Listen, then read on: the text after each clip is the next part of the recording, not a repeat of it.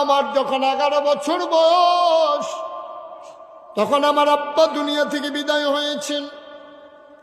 মাঝে মাঝে আব্বার কথা বেশি মনে পড়লে মাহফিল শেষ করে আমি ডাগাইছি আব্বার কবরের কাছে গিয়া বসি। মাঝরাত, পিন পতন, নিস্তব্ধতা, কেউ জাগনা নাই।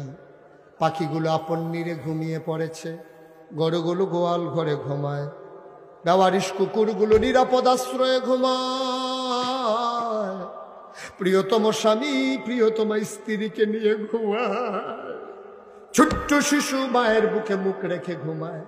কেউ জাগনা নাই, আমি আর আমার আল্লাহ।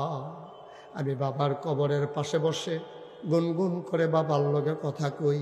আমি আব্বারে ডাক দিই, আব্বা, ও আব্বা, আব্বা, আমারে চিনছেন নি আপনি আব্বা?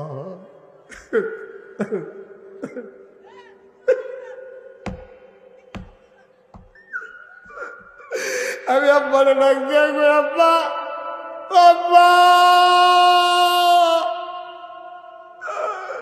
আপনি আমার চিনছেন নি আব্বা? আমি আপনার মুশতাক হয়েছি আব্বা। 11 বছরের রাইখা মারা গেছিলেন, আজকে আব্বা আপনার মুশতাক হয়েছি, অনেক বড় হয়ে গেছে। হাজার হাজার মানুষ কথা শুনতে আসে আব্বা। সালাম দিয়া মানুষগুলো দুই পার্শ্বে দাঁড়াইয়া যায়।